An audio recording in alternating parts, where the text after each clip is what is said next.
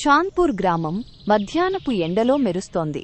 దాని పండ్ల మార్కెట్ అమ్మకందారులు మరియు బేరసారాలు చేసేవారి అరుపులతో గందరగోళంగా ఉంది. మామిడి పండ్లు, అరటి పండ్లు, దానిమ్మ పండ్లు చక్కగా కుప్పలుగా పోసి మెరుస్తున్నాయి. కాని అమ్మకందారులపై ఒక వింత ఒత్తిడి నెలకొని ఉంది. ఇటీవల వ్యాపారులు అదృశ్యమవుతున్నారు. బళ్ళు వదిలివేయబడి పండ్లు కుళ్ళిపోతున్నాయి. పాత చింత చెట్టు దగ్గర వారాల క్రితం ఒక కొత్త దుకాణం వెలిసింది. దాని సరుకులు నమ్మశక్యం కాని విధంగా పరిపూర్ణంగా ఉన్నాయి. దాని అమ్మకందారి ఒక రహస్యం. అర్జున్ పెద్ద గొంతుతో మొరటుగా మాట్లాడే అరటి పండ్ల వ్యాపారి తన బండికి ఆనుకుని తన స్నేహితురాలు లీలా, కోపిష్టి దానిమ్మ పండ్ల వ్యాపారితో మాట్లాడుతున్నాడు. లీలా, అందరూ దొంగల్లా ఎందుకు గుసగుసలాడుతున్నారు? ఇది పట్టపగలు. వ్యాపారం జోరుగా సాగుతోంది. జోరుగా సాగుతోందా?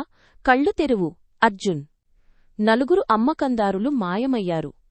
రమేష్, సీత, గోపాల్, ఇప్పుడు తార. ఇది సాధారణమని నీకు అనిపిస్తుందా? రమేష్ సోమరిపోతూ, తాగుబోతూ. సీత ప్రియుడితో పారిపోయింది. గోపాల్ మరియు తార ముసలితనం, దెయ్యాల కథలు అల్లడం ఆపు. దెయ్యాల కథలా? అది ఆమె. ఆ పండ్లమ్మే ఆమె.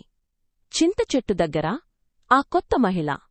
ఆమె పండ్లు చాలా చౌకగా, చాలా బాగున్నాయి. ఆమె వచ్చినప్పటి నుండి అమ్మకందారులు అదృశ్యమవుతున్నారు. ఎండలో పండ్లు అమ్మే దెయ్యమా? నువ్వు చెప్పేది తప్పని నిరూపించడానికి నేను ఆమెతో బేరమాడతాను. తప్పని నిరూపిస్తావా? తర్వాతిది నువ్వే. మూర్ఖుడా, ఆమె దుకాణం వైపు వెళ్లకు. అర్జున్ నవ్వుతూ ఒక అరటి తొక్కను పక్కకు తన్నాడు. కాని చింతచెట్టు అతని మనసులో మరింత పెద్దదిగా కనిపించింది. ఆ మధ్యాహ్నం తరువాత అర్జున్ పండ్లమ్మే ఆమె దుకాణం వైపు దర్జాగా నడిచాడు. సూర్యుడు తీవ్రంగా ప్రకాశిస్తున్నాడు. ఆమె బండి బంగారు మామిడి పండ్లు, బొద్దుగా ఉన్న జామ పండ్లు మరియు తాజా గాయాల్లా ఎర్రగా ఉన్న యాపిల్స్తో నిండిపోయింది. అన్నీ దోషరహితంగా ఉన్నాయి. అక్కడ మాసిన పసుపు రంగు చీరలో ఒక మహిళ నిలబడి ఉంది. ఆమె స్వరం తేనెలా మృదువుగా ఉంది. ఓయ్ అక్కా, నీ మామిడి పండ్లు బాగానే ఉన్నాయి. ధర ఎంత? మామిడి పండ్లా బిడ్డా? ఒక్కొక్కటి 3 రూపాయలు. ఈ ఉదయం తాజాగా కోసినవి నీకోసమే. 3 రూపాయలా? నువ్వు మా అందరి ధరలు తగ్గిస్తున్నావు. మా వినియోగదారులను దొంగిలించాలని చూస్తున్నావా? దొంగిలించడమా? లేదు బిడ్డా, నేను ఇంకా పెద్దది నిర్మిస్తున్నాను. త్వరలో నా పండ్లు ఈ మార్కెట్ను శాసిస్తాయి. శాసిస్తాయా? ఏంటి, మమ్మల్ని తరిమేయాలని ప్లాన్ చేస్తున్నావా? తరిమేయడమా? వారు వెళ్ళిపోతారు, లేదా నాతో ఉంటారు. ఇప్పుడే కొనుక్కో బిడ్డా. నీ స్నేహితులకు చెప్పు. నీతో ఉంటారా? దాని అర్థమేంటి? నీ మామిడి పండ్లు తీసుకో. నీకు త్వరలోనే అర్థమవుతుంది.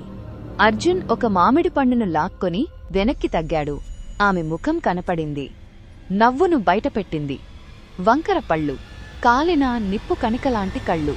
అతను గుండె దడదడలాడుతుండగా తడబడుతూ వెళ్ళిపోయాడు. రోజులు గడిచాక చాంద్పూర్ మార్కెట్ గందరగోళం అంచున ఉంది.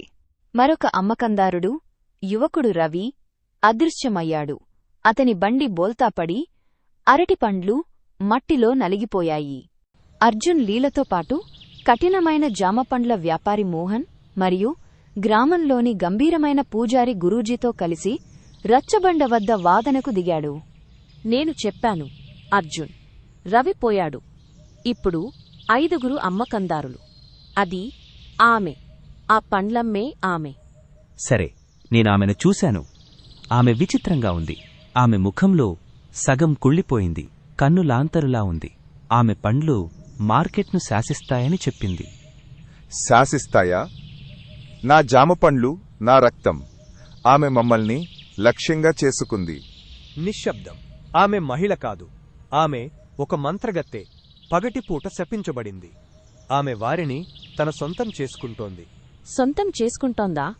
ఆమె మామిడి పండ్లలో కలపడానికా? మేము ఆమె పంట కాదు.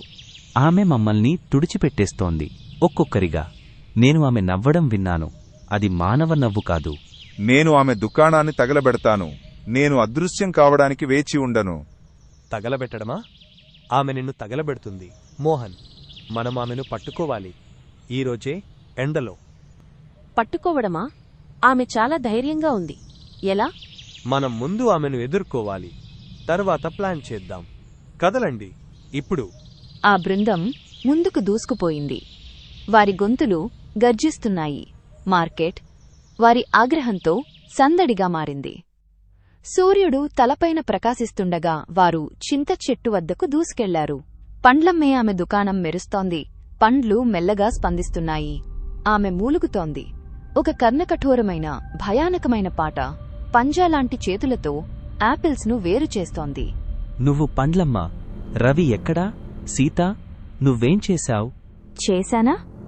వారు ఇప్పుడు నా వాళ్ళు బిడ్డా. నా జామ పండ్లు చూడు, అవి మెరవడం లేదా? మెరవడమా? ఆ అరటి పండ్లు, అవి కదులుతున్నాయి. నువ్వు ఒక రాక్షసివి. రాక్షసినా? నేను ఒకప్పుడు సావిత్రిని, మీలాంటి అమ్మకందారిని. వారు నన్ను అసహ్యించుకున్నారు. నా వ్యాపారం, నా నవ్వు, నాపై రాళ్లు విసిరారు. నన్ను బావిలో పడేశారు. ఇప్పుడు నేను నా మార్కెట్ను తిరిగి తీసుకుంటున్నాను. నీ మార్కెటా? నువ్వు మాది దొంగిలిస్తున్నావు. దొంగిలించడమా? నేను దీన్ని నాది చేసుకుంటున్నాను. నాతో చేరండి, లేదా మాయమవ్వండి. చాలు సావిత్రి, నీ పగ ఇక్కడితో ముగుస్తుంది. ముగుస్తుందా? నేను మీ అందరినీ ముగిస్తాను. ఆమె దూకింది. ఆమె చీర తుఫానులా ఎగిరింది. పండ్ల కోపంతో ఉన్న జంతువుల్లా వారివైపు దొర్లుకుంటూ వచ్చాయి. ఆ బృందం అరుస్తూ చెల్లాచెదురైంది. ఆమె పిచ్చిది. మన పని అయిపోయింది. ఇంకా లేదు, పరుగెత్తండి. రచ్చబండ వద్ద ఆ బృందం మళ్లీ కలిసింది. చెమటతో తడిసిపోయి, కోపంతో రగిలిపోతూ. సావిత్రి ఒక దెయ్యం. ఆ పండ్లు బతికే ఉన్నాయి. ఆమె మనల్ని తిని బతుకుతోంది. చెప్పాను కదా, నేను నెక్స్ట్ అలా అవ్వను. ఆమె చాలా వేగంగా ఉంది, చాలా క్రూరంగా. మనం చచ్చిపోతాం. చావలేదు, తెలివిగా ఉండాలి. ఆమెకు కొనుగోలుదారులు కావాలి. మనం ఆమెకు పెద్ద ఆర్డర్తో ఎరవేద్దాం. తరువాత ఉప్పు మరియు పసుపుతో ఆమెను పట్టుకుందాం. నేను ఆమెకు ఎరవేస్తాను. నా గొంతు పెద్దది, ఆమె చిక్కుకుంటుంది. నువ్వా? ఆమె నీ నాలుక కొరికేస్తుంది. అర్జున్, నువ్వు వేగంగా ఉంటే కాదు. లీలా, ఉప్పు మరియు పసుపు. గురూజీ, దాన్ని పవిత్రం చేయండి. అది పవిత్రంగా ఉంటుంది బిడ్డా. ఉప్పు మండించడానికి, పసుపు బంధించడానికి. ఈరోజు ఆమె ఓడిపోతుంది. రవి కోసం, అందరి కోసం ఆమెను అణిచివేద్దాం. మధ్యాహ్నం తీవ్రంగా మండుతోంది. అర్జున్ దుకాణం వైపు నడిచాడు. గొంతు ఉరుముతోంది. మిగతావారు ఉప్పు మరియు పసుపుతో దాక్కున్నారు. సావిత్రి నవ్వు ఆమె పాడుబడిన ముఖాన్ని వంకరగా మార్చింది. సావిత్రి, నీ జామపండ్లు చెత్త 50 కాయలు 20 రూపాయలకు ఇవ్వు. 20 రూపాయలా?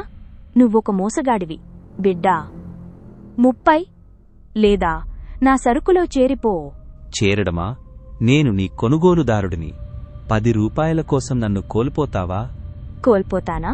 నేను నిన్ను ఎప్పటికీ ఉంచుకుంటాను. ఆమె దూకింది. పంజాలు చీల్చుతున్నాయి. లీలా మరియు మోహన్ బయటకు దూకి ఉప్పు విసిరారు. మండిపో మంత్రగత్తె. ఇదిగో తీసుకో. వద్దు, నా పండ్లు, నా సింహాసనం. ఆమె తూలింది. ఆమె కాంతి మసకబారింది. గురూజీ మంత్రాలు చదువుతూ పసుపు విసిరాడు. ఓం శాంతి. బంధించబడు సావిత్రి. పట్టుకున్నాం. ఆమెను కింద అదిమి పట్టండి. దుకాణం కంపించింది. పండ్లు బురదగా కరిగిపోయాయి. సావిత్రి కుప్పకూలింది, బందీ అయింది. ఉప్పు మరియు పసుపుతో కదలకుండా చేయబడిన సావిత్రి స్వరం పగిలిపోయింది. ఆమె ఆగ్రహం ఏడుపులుగా మారింది.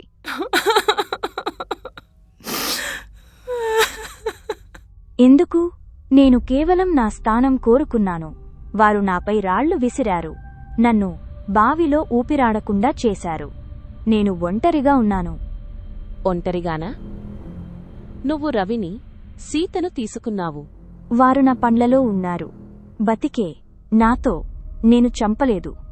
నేను వారిని రక్షించాను. రక్షించావా? నువ్వు మమ్మల్ని భయభ్రాంతులకు గురిచేశావు. మాట్లాడు సావిత్రి. ఈ గందరగోళం ఎందుకు? నేను రక్తం కారుతుండగా వారు సంతోషించారు. నన్ను విసిరిపడేశారు.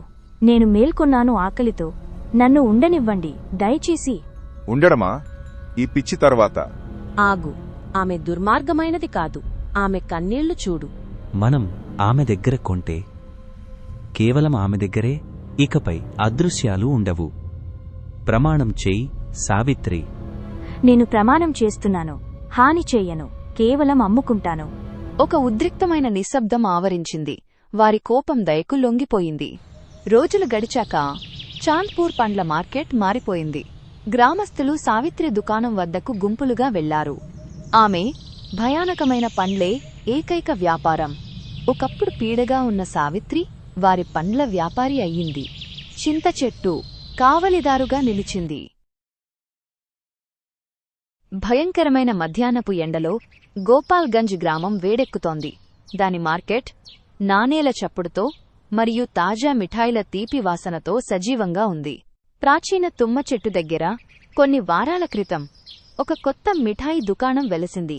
దాని లడ్డూలు, జిలేబీలు మరియు బర్ఫీలు వెలుగులో మెరిసిపోతున్నాయి. అయినప్పటికీ గ్రామంలో నిశ్శబ్ద భయం వ్యాపించడం ప్రారంభించింది. కొనుగోలుదారులు మాయమవుతున్నారు. అయితే ఇంకా కొద్దిమంది మాత్రమే దానిని గుర్తించారు. ప్రియా పెద్ద నవ్వుతో ఉన్న ఉత్సాహవంతమైన నేత పనిచేసే యువతి మార్కెట్ అంచున నిలబడి తన స్నేహితురాలు మీనాతో మాట్లాడుతోంది.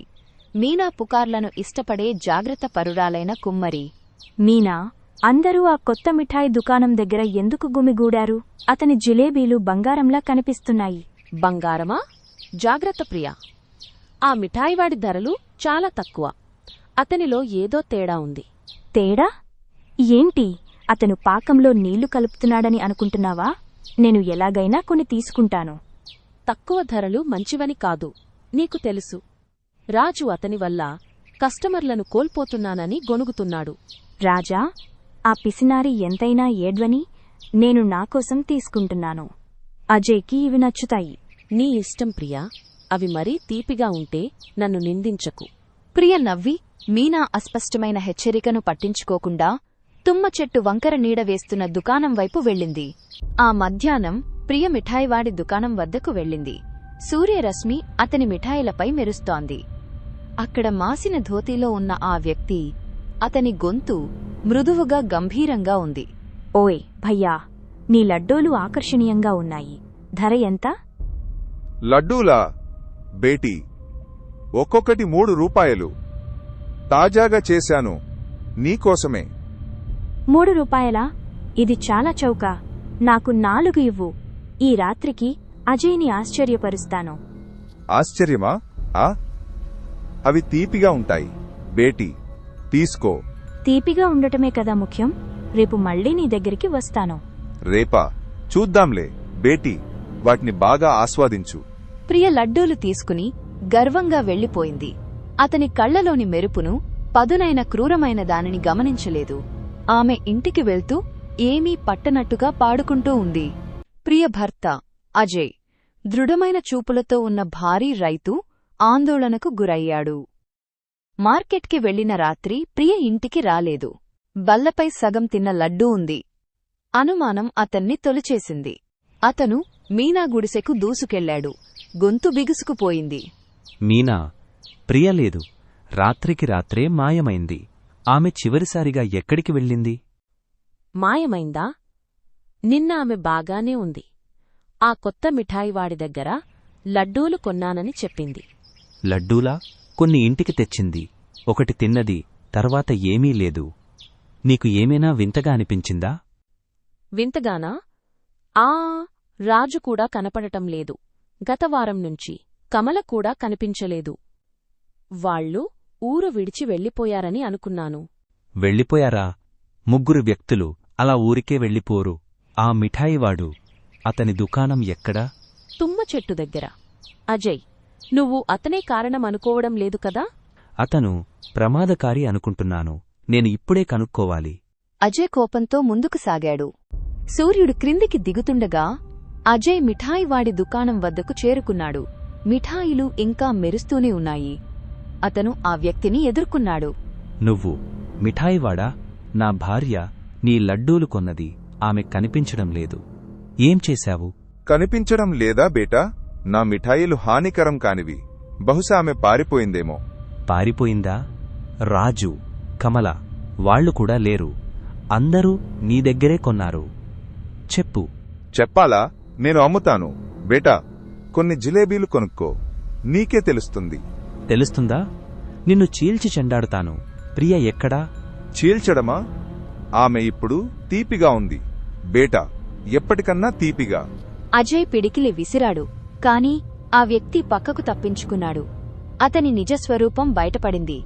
కళ్ళు లోతుకుపోయి పెదవులు పగిలి ఉన్నాయి. అజయ్ స్తంభించిపోయాడు. తర్వాత సహాయం కోసం పరిగెత్తాడు.